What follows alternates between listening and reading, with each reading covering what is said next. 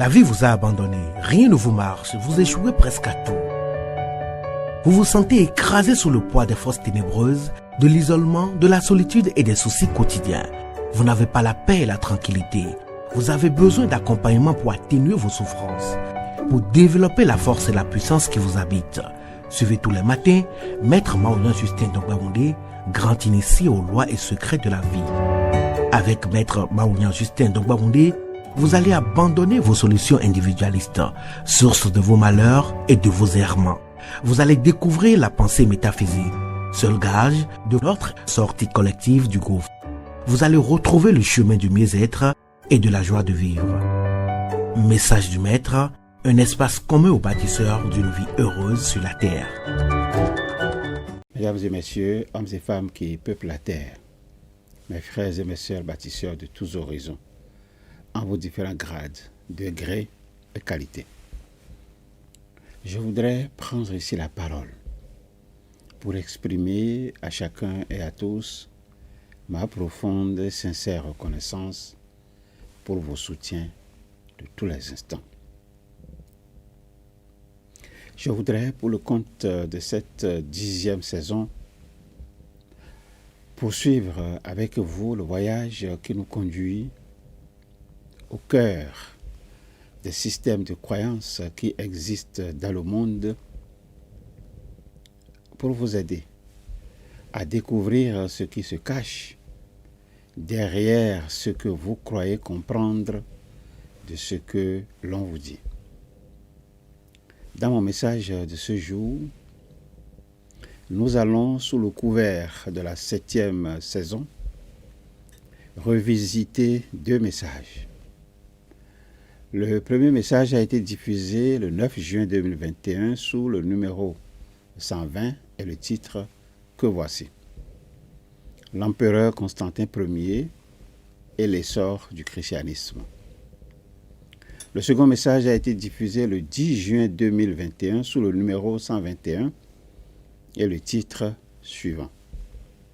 Les origines des titres, ornements sacerdotaux et possession matérielle de l'Église. Aujourd'hui, vous le savez déjà, on dénombre au moins 5 grands courants au sein du christianisme qui partagent les valeurs qu'il me plaît de vous rappeler.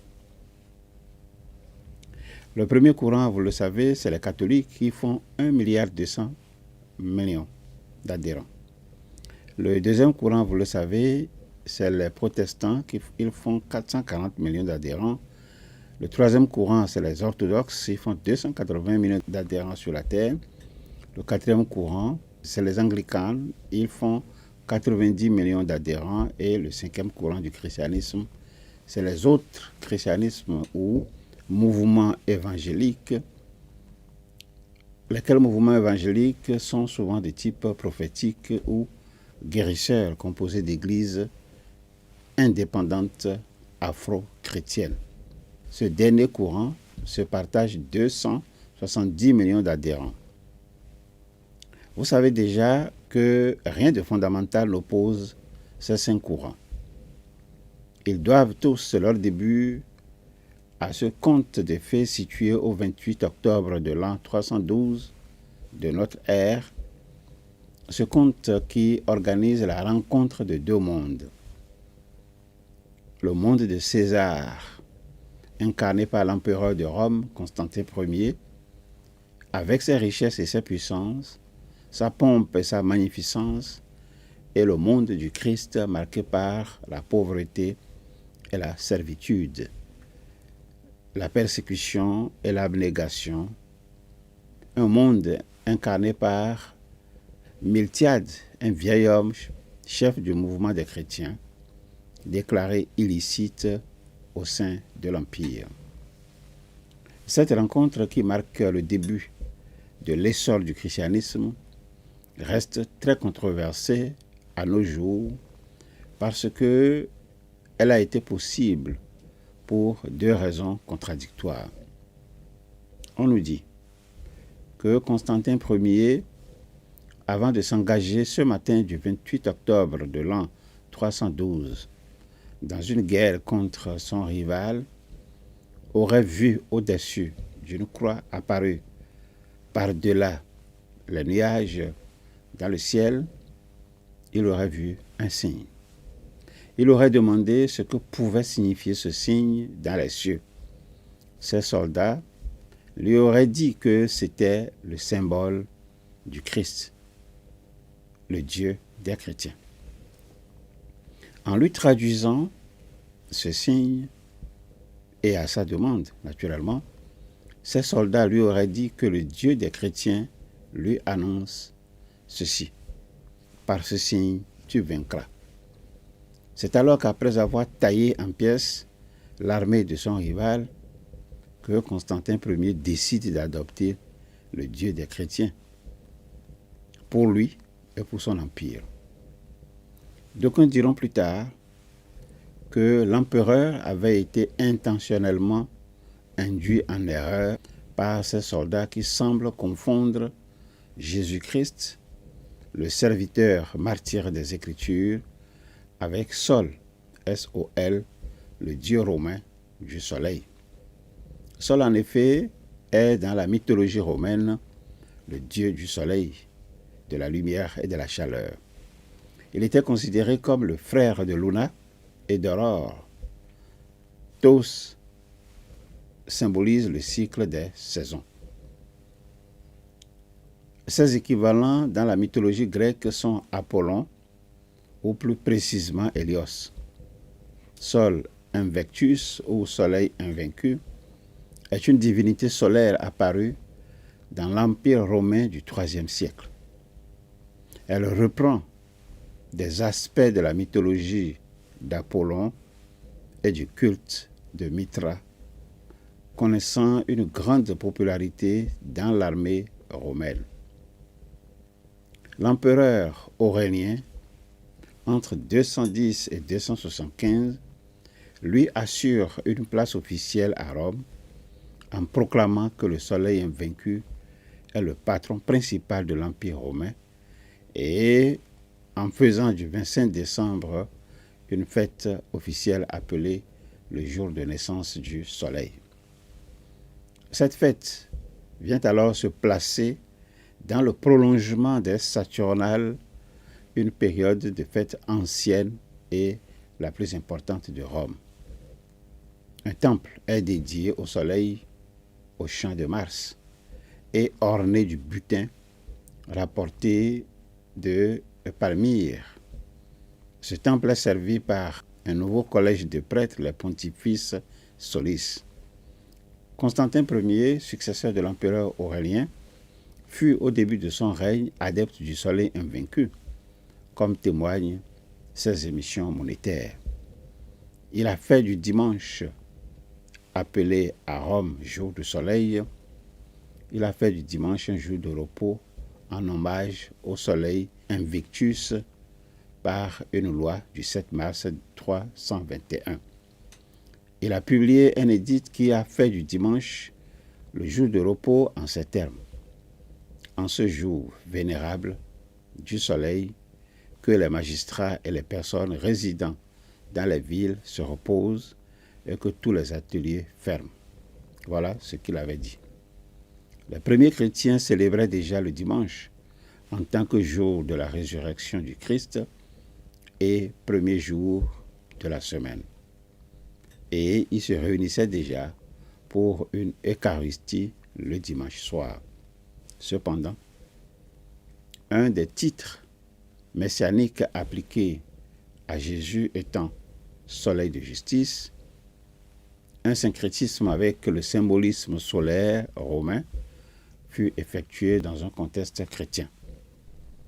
Durant la christianisation de l'Empire romain, la célébration de la naissance de Jésus de Nazareth, le 25 décembre par les chrétiens de Rome, a progressivement remplacé le culte de Sol Invictus.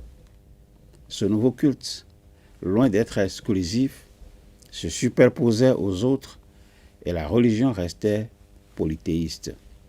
Il était une construction intellectuelle savante à visée politique, s'adressant davantage aux militaires qu'aux civils qui ne faisaient guère que suivre le mouvement. Il fut mal accueilli par les milieux conservateurs romains, notamment les rédacteurs de l'histoire Auguste, attachés à la religion traditionnelle romaine, qui ont tout fait pour le discréditer. Cependant, jusqu'au début du IVe siècle, il était resté toujours vivace dans l'armée.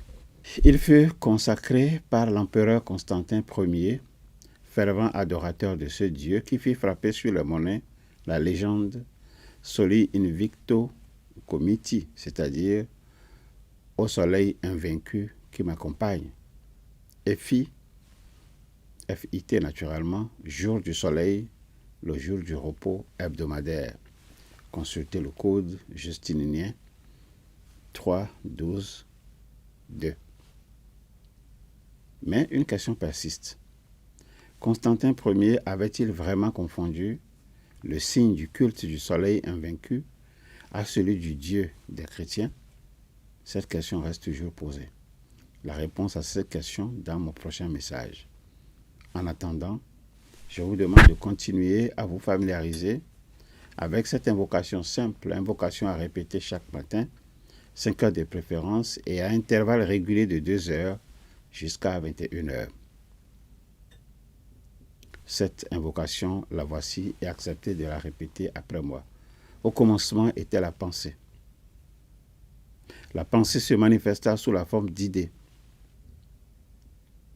L'idée prend corps dans notre conscience et se traduit par la parole, le geste ou l'écriture.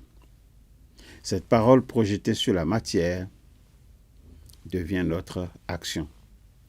Je suis donc pensée, parole et action. Alors, si regarder en arrière vous cause du chagrin et regarder en avant vous inspire de la crainte, je vous suggère tout simplement de regarder tout près de vous, à côté de vous. Je suis. Je, c'est l'ISEP. L'ISEP pour vous accompagner dans vos désirs respectifs, d'apprendre à capitaliser ce qui vous permet de vous éloigner des systèmes d'endoctrinement et de falsification de la vérité. L'ISEP pour vous accompagner dans vos désirs respectifs, d'apprendre à adopter la philosophie de portée authentiquement métaphysique, apte à transcender les données empiriques pour parvenir dans sa recherche de la vérité à quelque chose d'absolu, d'ultime et de fondateur. Dixit Jean-Paul II. Ensemble, pour gagner le pari des connaissances vraies, des connaissances justes, des connaissances libératrices. Au revoir. À bientôt.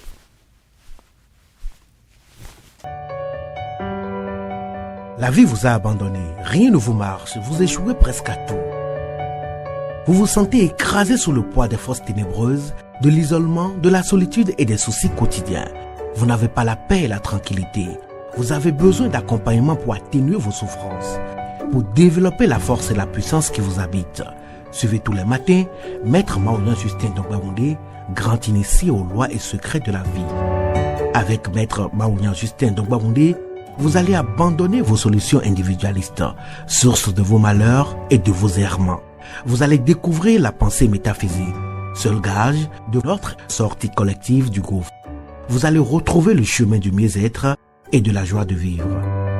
Message du Maître, un espace commun aux bâtisseurs d'une vie heureuse sur la terre.